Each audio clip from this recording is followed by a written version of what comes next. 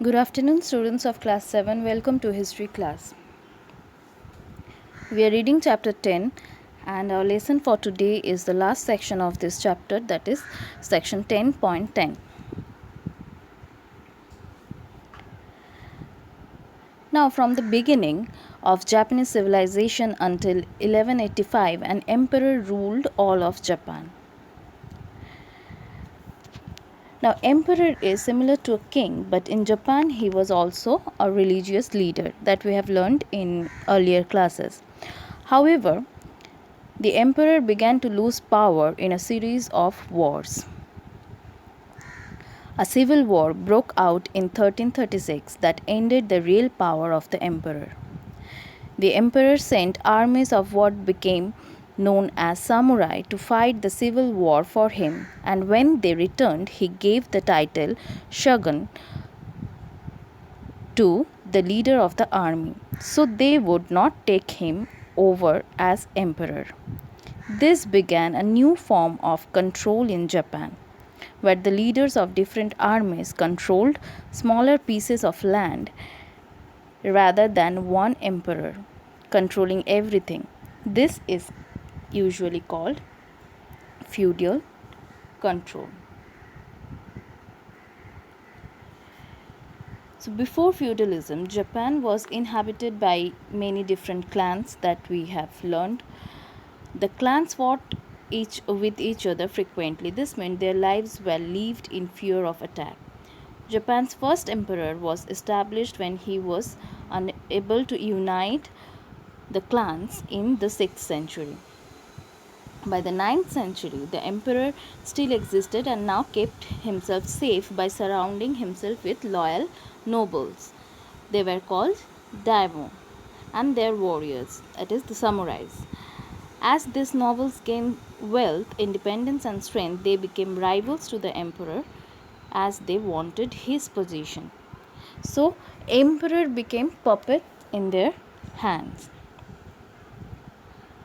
By the 12th century, there were lots of wars again as the fight for control raged. Towards the close of 12th century, the daimyos practically captured the civil administration of Japan. In 1192, the Japanese emperor became a puppet in the hands of the daimyos. He was forced to confer upon the successful daimyo the title shogun. The period from 1192 to 1868 is known in the Japanese history as the shogunate. That is to say, the rule of the shoguns, as in that period the real power fell into their hands. And it is during this time feudalism existed in Japan. Feudalism brought many changes in Japan. The feudal period of Japanese history was a time when powerful families, that is, these daimyos, and the military power of warlords, that is, shogun, and their warriors, the samurai, ruled Japan.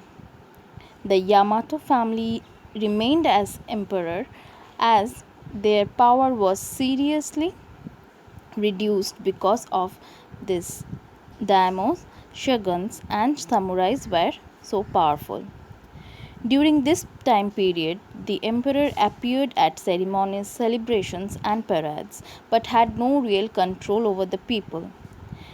This is the time period when Japan became very different from China. Japan often tried to model themselves after China, but during feudal times, Japan created their own unique identity. So, what we are seeing over here, that very much like this European concept of feudalism, in Japan too there existed feudalism, where emperor was there, but he was not at all powerful. Rather, this daimyos, who were equivalent to feudal lords of the European culture, they became powerful, and under them were shoguns and samurais. Now, Minamoto Yoritomo for the first time assumed the title shogun in 1192. So during the shogunate there were three daimyos or the shogunate that ruled Japan. Ashikaga was the name of the second line of shogunate. The first line was Karakama, and then there came Ashikaga.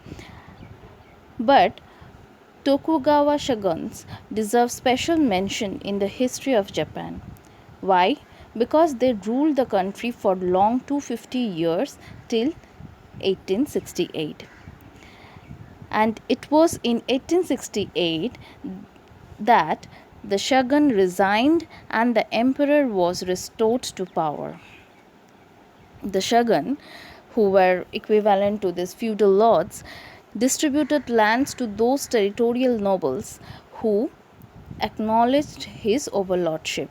Next to shogun, the daimyos were important. The daimyos were like feudal lords in Europe, ruled over several territorial subdivisions. The power and the position of daimyos were supported by the samurais, the warrior class of Japan. The word samurai means those who serve.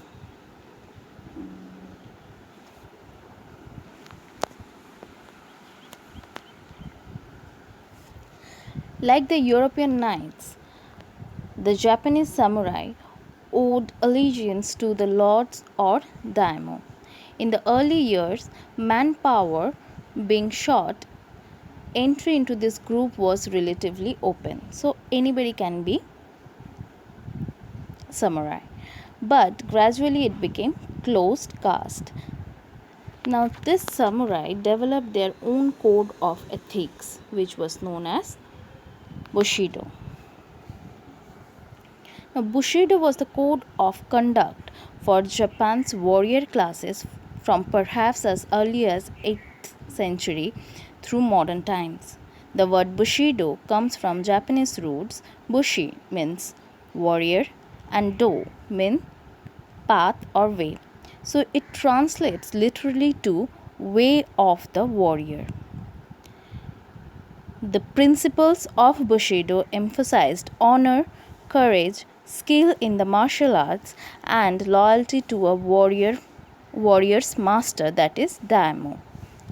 Above all, it is somewhat similar to ideas of chivalry that knights followed in the feudal empire.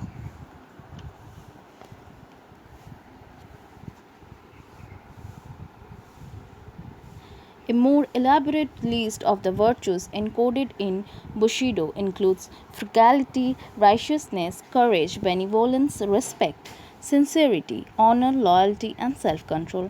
The specific strictures of Bushido varied, however, over time and from place to place with Japan. Bushido was an ethical system rather than a religious system. In fact, many samurais believed that they were excluded from any reward in the afterlife or in the next lives according to the rules of Buddhism because they were trained to fight and kill in this life. Nevertheless, their honor and loyalty had to sustain them in the face of the knowledge that they would likely end up in the Buddhist version of hell after they died.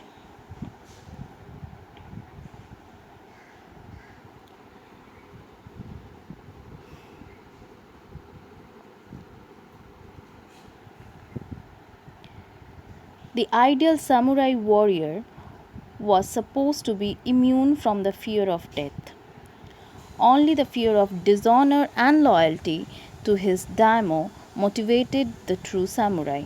If a samurai felt that he had lost his honor according to the rules of Bushido, he could regain his standing by committing a rather painful form of ritual suicide called seppuku. The seppuku, sometimes referred to as harakiri, which means belly cutting. So it is a ceremonial suicide undertaken by the members of samurai. This was committed to wipe out the dishonor of defeat in the battle or by war of protest against grave injustice done to his lord or for some similar reasons. Harakiri was a slow and extremely painful means of self destruction, that is, suicide, meant to demonstrate the military virtues of courage and extreme self control. While European feudal religious codes of conduct forbade suicide, in feudal Japan it was the ultimate act of bravery. A samurai who committed harakiri would not only regain his honor, he would actually gain prestige for his courage in facing death calmly. This became a cultural touchstone in Japan, so much so that women and children of the samurai classes were also expected to face death calmly if they were caught up in the battle or siege.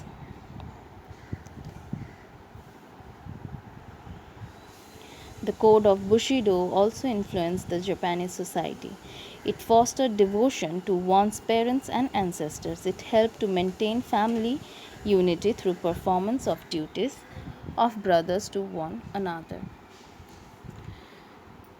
So that was all for today. You read this section from your book. You will find it in page number 80, 81 and 82 and see whether you are having any difficulty understanding it or not. If you have any query, you can send your query at the given mail address. Thank you.